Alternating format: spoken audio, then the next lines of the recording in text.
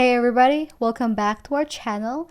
So today we're gonna be reacting to Geography Now Austria. And this is our first ever Austria reaction, and we're super excited to learn more about the country. If you guys like our video, please like and subscribe, and then of course drop a comment down below of what else we should react to, because we love your recommendations. Yep.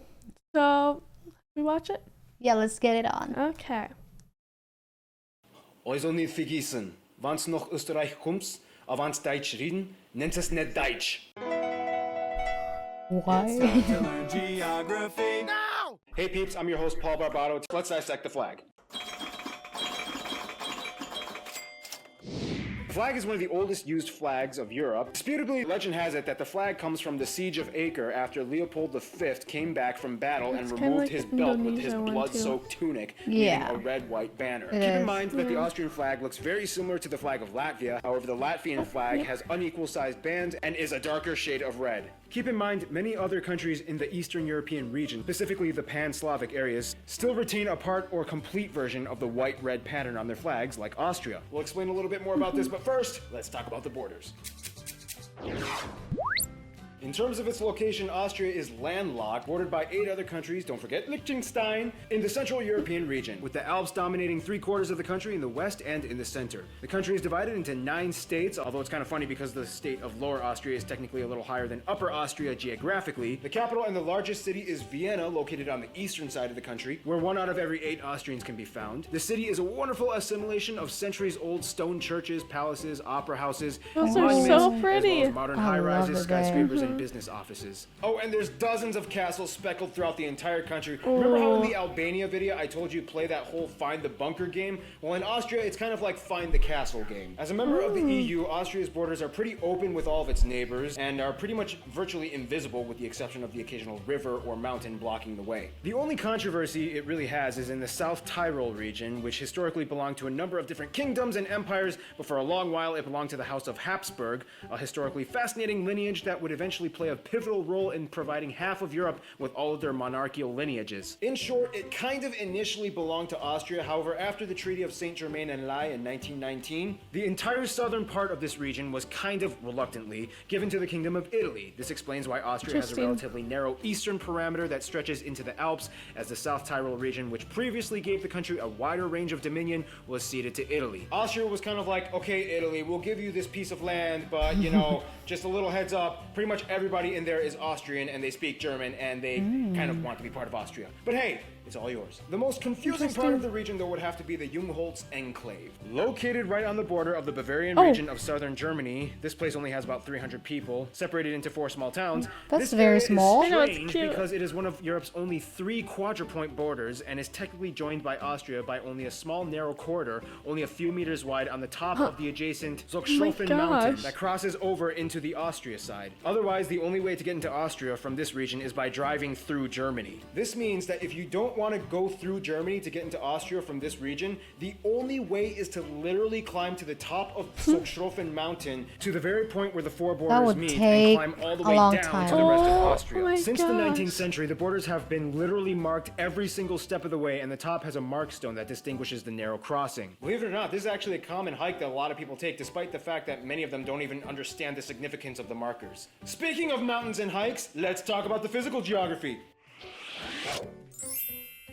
As mentioned before, about 3/4 of Austria is mountainous, with the Alps dominating the center and western Love parts of the country. mountains. These mountains are Me the too. characterizing segments that give Austria its distinct national identity, both historically and culturally. Oh, In it's so short, even though pretty the in vast there. majority of people in Austria live in the low-lying plains around the mountains, Austria would not be Austria without the Alps. These mountains can actually be quite quirky, almost with minds of their own. For example, every spring in the Hochschwab Mountains and forests on the east side of the Alps, the snowmelt from the mountains completely engorges the Grüner See, or the Green Lake, engulfing the entire park with trees Wow. and benches So underneath pretty. it. These mountains love also it. provide the Yes. perfect setting for Austria's favorite sport, skiing. The problem, though, is that although these mountains are very beautiful, they do kind of make a lot of the country uninhabitable or difficult to cultivate. Although Yeah. 40% of the land is covered in forests, less than 20% of the land is arable. And for the record, yes, The Sound of Music was filmed in parts of Austria. No, not everybody has seen or even cared about seeing that movie. Of course, the mighty Danube River flows through the northern part of the country and has historically played a vital role in Austria's economy and trade sector, especially after the construction of the Rhine-Main-Danube River Canal back in 1992, which allows ships to finally pass from the North Sea through Europe into the Balkans and ending into the Black Sea. The low-lying areas of eastern Austria have nice grassy that's hills so and cute. plains, perfect for cattle raising and, of course, dairy production, where some of the classiest Austrian cheeses are produced. Now, of course, Austria's economy is not really that heavily based on agriculture, but rather services and industry, specifically in engine and medication manufacturing. But who does all the manufacturing? Let's find out in demographics.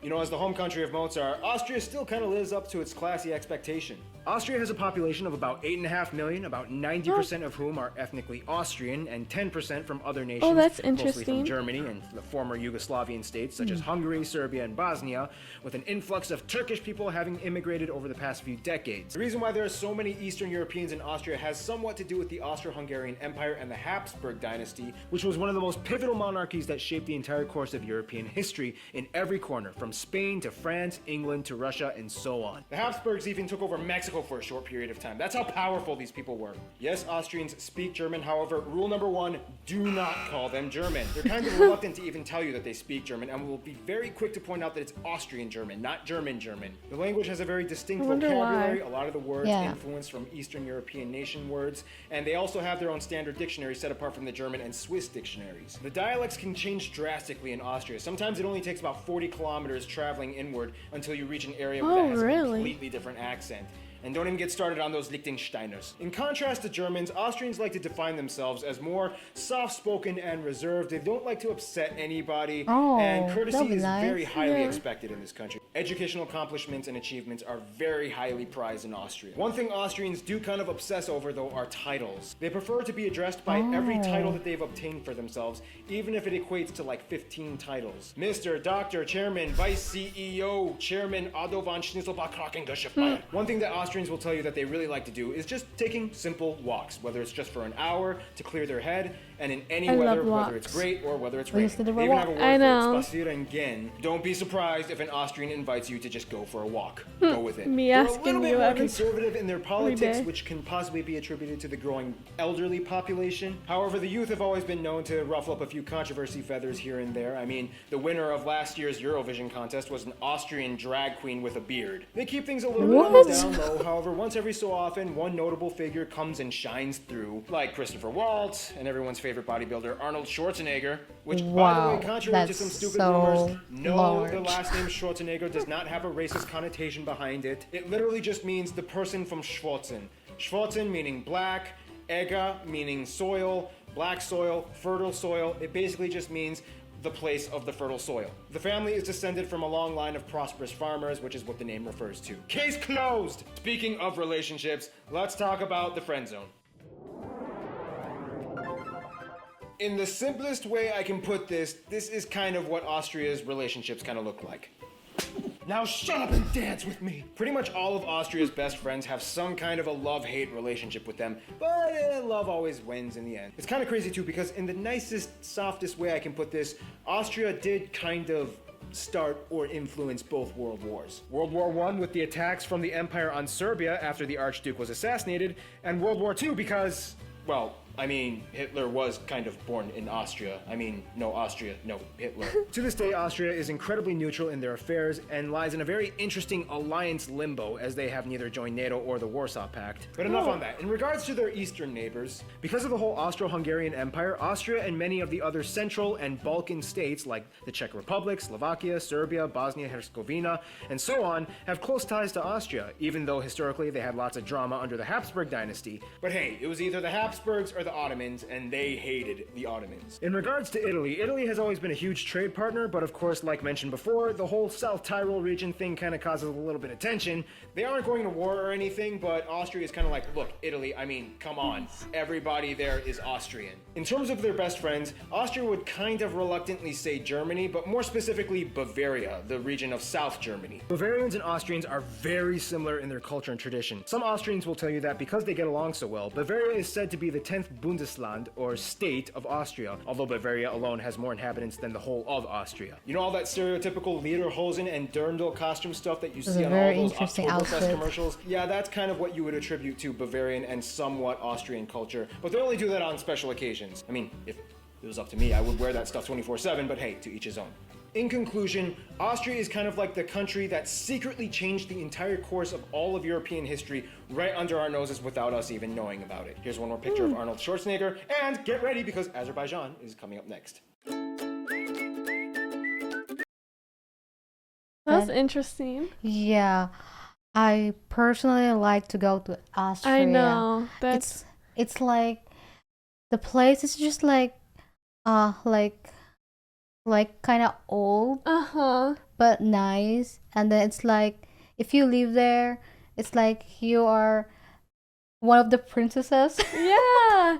And they seem super nice there too. Like Ye- based on what he said, obviously. Yeah, they don't want to upset everybody, Yeah. so we can just be there. Yeah, but I personally would love to visit there. Maybe in the Hopeful- future. Hopefully one day. Yeah. Well, if you guys liked this video, please like and subscribe and comment down below what else you'd like us to watch. And yeah, we'll see you next time. Bye.